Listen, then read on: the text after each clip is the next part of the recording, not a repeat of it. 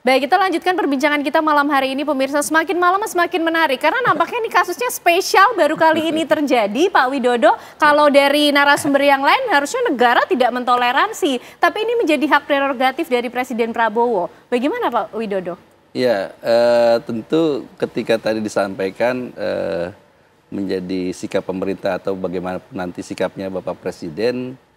Ya, Presiden ini kan terikat dengan sumpah jabatan di dalam Undang-Undang Dasar, melaksanakan Undang-Undang Dasar dan peraturan perundang-undangan secara seluruh-seluruhnya gitu.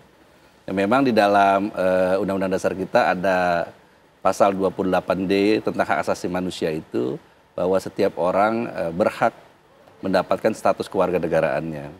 Nah, di dalam pasal 28E tentang hak asasi manusia juga bahwa setiap orang berhak juga bisa memilih, bebas memilih kewarganegaraannya. Tapi pasal-pasal tentang hak asasi manusia ini dikunci dengan pasal 28J bahwa pelaksanaan hak asasi itu harus mengikuti ketetapan undang-undang dan kemudian tetap memperhatikan aspek keadilan, moralitas, keamanan dan seterusnya.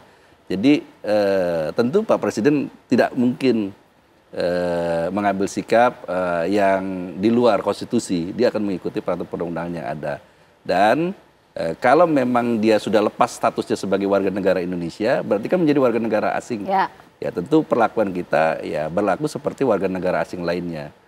Kalau dilihat dari undang-undang kewarganegaraan kita ini seperti yang bersangkutan menjadi mengikuti proses prosedur naturalisasi murni. Terlepas gitu. dari catatan hukum yang mengikuti Satria Arta Kumbara? Ya itu nanti ada penilaian tersendiri kan. Artinya dia ketika sudah warga negara asing dan ingin menjadi kita mengikuti proses naturalisasi murni, artinya 5 tahun berturut-turut dia harus tinggal di Indonesia.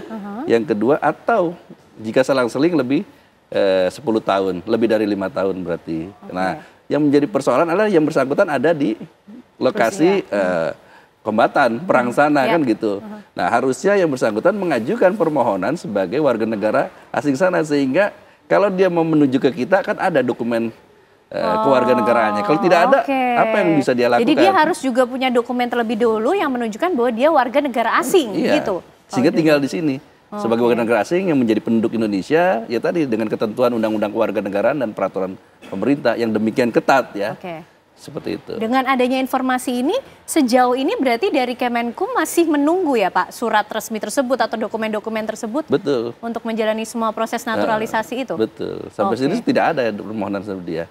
Bahkan sesuai Undang-Undang Kewarganegaraan bagi pemerintah maupun bagi kantor pemerintah yang ada di luar negeri ataupun masyarakat yang mengetahui tentang orang yang pindah dalam dinas militer itu juga harus laporan dalam bentuk tercatat dan tersurat. Nah ini yang kemudian kita masih terus telusuri dan saya dapat informasi bahwa Kementerian Luar Negeri terus memantau perkembangan tentang keberadaan yang bersangkutan melalui KBRI.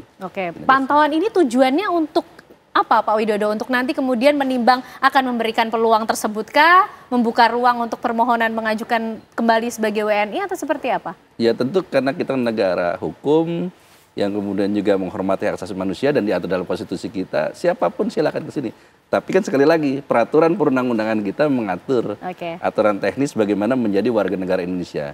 Baik dia masuk menjadi WNI, dia melepaskan kewarganegaraannya, semua ada aturannya gitu. Tadi seperti sampaikan Pak T.B. Hasunin maupun Sitompul bahwa ya jangan seenaknya aja gitu keluar-keluar kemudian kalau mencari pekerjaan silakan gitu ya. Setiap warga negara berhak mendapat penghidupan penghayatan yang layak di dalam maupun luar negeri. Tapi kalau kemudian dia gabung, kemudian menjadi kombatan, apalagi dalam masa damai aja orang masih bertanya kan sudah putus, apalagi dia terlibat jelas seperti itu. Dan politik luar negeri kita kan bebas aktif, tidak memihak kepada para sengketa yang bertempur, bahkan ya para prajurit kita keluar itu malah punya misi khusus kan sebagai misi perdamaian kan gitu melalui kontingen Garuda dan lain sebagainya. Jadi ini jadi satu hal yang menjadi pelajaran kita bersama gitu. Jadi hati-hati dan logika saya pasti yang bersangkutan sudah sangat memahami, apalagi dia menandatangani kontrak. Iya. Kalau dia sudah menandatangani kontrak berarti jelas hitam putihnya Oke, hak dan jangan sampai kewajibannya. seharusnya dia minta maaf di belakangnya setelah tanda tangan kesepakatan ya kan.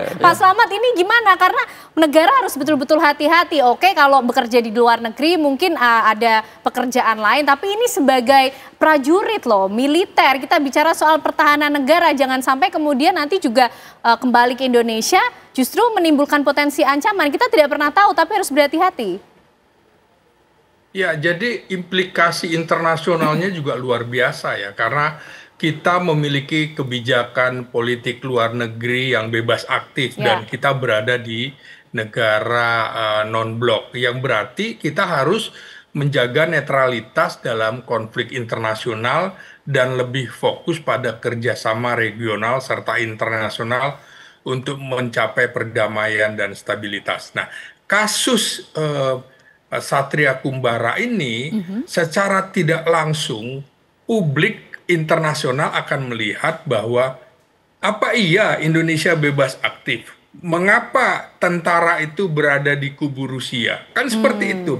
Walaupun kita bilang itu disertir, tapi kawasan internasional tidak akan bisa menerima sepenuhnya bahwa dia sebagai disertir. Nah, Indonesia kan sebenarnya kalau dikemukakan Satria yang tingkat kecerdasannya kurang menurut saya, dia selalu berbicara, saya ingin mencari petualangan, saya ingin mencari petualangan yang di Indonesia tidak ada. Nah, dia nggak tahu bahwa sejarah kontribusi tentara kita dalam operasi perdamaian PBB itu luar biasa. Dan sekarang kita masuk 5 besar negara di dunia yang memiliki kontribusi besar dalam perdamaian dunia. Kalau saja nanti ada 1 brigade kita masuk di Timur Tengah, kita sudah masuk nomor 3 besar di dunia. Nah, ini artinya apa? Dia tidak tahu bahwa teman-temannya yang marinir pun mendapatkan tugas operasi perdamaian PBB di Lebanon, Bosnia, Somalia, Kongo, dan lain-lain. Dan juga di tanah air ada di Papua. Ini kan sebenarnya kalau dia seperti ingin membujuk-bujuk teman-temannya. Udahlah, di sini lebih ada pengalaman tempur dan segala macam. Ini citra Satria ini menurut saya jadi merusak posisi politik luar negeri Indonesia dan juga citra TNI secara keseluruhan. Nah, menurut saya dalam kasus ini kita mesti tegas dalam pengertian bahwa Satria itu tidak bisa diberikan pemaafan seperti itu dengan mudah, karena orang ke luar negeri banyak juga warga negara kita menjadi tentara asing. Misalnya di Amerika, itu sah dan pindah warga negara. Ini kaitannya kan akhirnya terkait juga dengan ideologi. Tujuannya apa? Karena ideologi di negara-negara tersebut kan berbeda, bukan ideologi Pancasila. Nah, ini yang menurut saya harus ditingkatkan lagi, disiplin prajurit, agar jangan ada hanya karena berharap keuntungan finansial, lalu mereka beralih menjadi tentara bayaran yang gaji dan bonusnya serta tugas-tugasnya dianggap lebih hebat daripada tentara Indonesia. Ini pelecehan nih Satria ini, begitu Mbak. Oke, baik Bang Iskandar, setuju bahwa negara tidak boleh mudah memberikan maaf dalam kasus Satria ini karena ini kaitannya sudah tentang disiplin TNI, menyangkut ideologi bangsa juga Bang Iskandar. Oke, tadi kan saya mulai ada beberapa kotak. Kalau dari kotak TNI ini tidak ada maaf, oke? Dia sudah melanggar semuanya, ya sudah tidak ada maaf. Apalagi dia akan memperbaiki ekonomi karena dia mempunyai pinjol banyak sekali nih, ya, yang dia akan katakan tanda petik memaafkan. Nah, ini tidak ada toleransi bagi TNI, tidak boleh karena ini sangat berbahaya. Namun saya katakan di sini, disinilah kita bangsa Indonesia, bangsa yang besar. Walaupun dia sudah disersi, kita lupakan tadi saya bilang kotak TNI tadi. Tentunya dia mempunyai negara yang dia banggakan. Kenapa? Kalimatnya dia sangat menyesal. Sangat menyesal. Sehingga kalau semua kesalahan itu sudah salah, tinggal kita serahkan kepada presiden kita. Tadi Pak Ginting udah segala tinjauan. masalah kita non-blok, masalah itu sudah benar semuanya.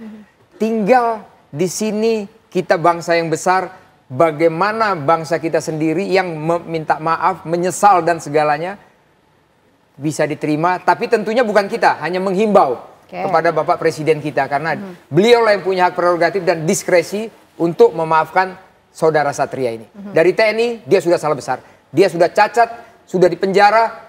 Dipecat semuanya. Di penjara belum, tapi sudah dipecat, sudah Karena dipenjara. ketika kembali Belum misalnya nanti dipenjara. kembali ke Dia belum Indonesia, menjalankan harus hukumannya. menjalani. Dia belum menjalankan, dia melarikan diri langsung. Itu Oke, dia. gimana dari DPR Bang Hasanuddin? Ya, begini ya. Untuk menjadi warga negara yang baik-baik saja, itu susah. Yang baik-baik saja nih gimana? Misalnya begini, pemain sepak bola. Itu kan prosedurnya tidak mudah. Sampai dibawa voting ke DPR. Begitu ya. Ini mohon maaf sudah berkhianat terhadap janjinya dan sumpahnya, dan kemudian di negara sana sudah mungkin aduh tidak punya masa depan. Ya, berapa sih? Dia 1 tahun digaji 25 juta saja bersih, kali 12 kan cuma 180 juta. Begitu. Saya tidak tahu apakah ini ini urusan pinjol dan sebagainya. Banyak ya, 1 juta prajurit TNI tapi yang pergi cuma 1 kok. Banyak juga yang urusan pinjol ya. Tapi tidak sampai seperti itu ya. Ya diatasi ya, sekali lagi ya dihadapi, jangan kemudian pergi meninggalkan satuan lalu kembali dan sebagainya. lagi ketika sudah merasa tidak mendapatkan keuntungan. Dan ingat, gitu. waktu dia bertempur ya kan juga banyak mengeluarkan pernyataan-pernyataan yang menjengkelkan. Oh di sini makan enak, gaji besar dan sebagainya. Ya sudah di sana saja selamanya. Emang kita pikirin. Oke. Nah, gitu. Dan saya begini ya. Saya sekali lagi ya, negara itu sudah memberikan ya perhatian kepada para prajurit TNI ya yang gagah berani itu ya. Dan kemudian tentu mau lebih lagi, tetapi kan keuangan negara itu harus dibagi-bagi untuk kepentingan rakyat, untuk mencari pekerjaan, untuk sekolah anak-anak dan sebagainya, untuk biaya kesehatan rakyat dan sebagainya.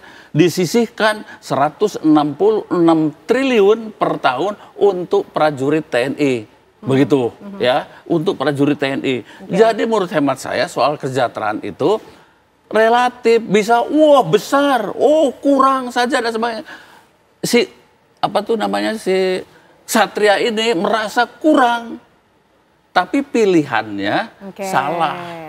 Dan kalau dikembalikan, kok enak.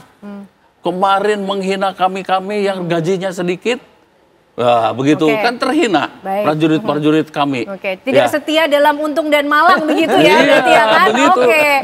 Kami ini yang mantan-mantan pensiunan kan pernah jadi komandan peleton, pernah jadi komandan kompi, komandan batalion dan seterusnya, juga menanamkan rasa cinta para prajurit itu kepada tanah air, bahkan tanpa pamrih. Begitu. Setia untuk tumpah darah Indonesia seharusnya sampai akhir hayat. Nah, begitu sekarang karena kurang gini saja sedikit dan sebagainya. Nah ini banyak pelajaran yang kita ambil dari kasus ini. Nah kemudian ini sudah Satria berkhianat. Negara seharusnya tidak memberikan peluang maaf yang begitu mudah. Yang ini sebagai saran dan pandangan kepada Pak Presiden lah. Tapi Kemenkum juga pasti ikut memikirkan. Atau justru nggak usah dipikirin kayak kata Bang Hasanuddin. Nanti dijawab ya Pak Widodo ya. Kami kembali untuk Anda sesaat lagi pemirsa.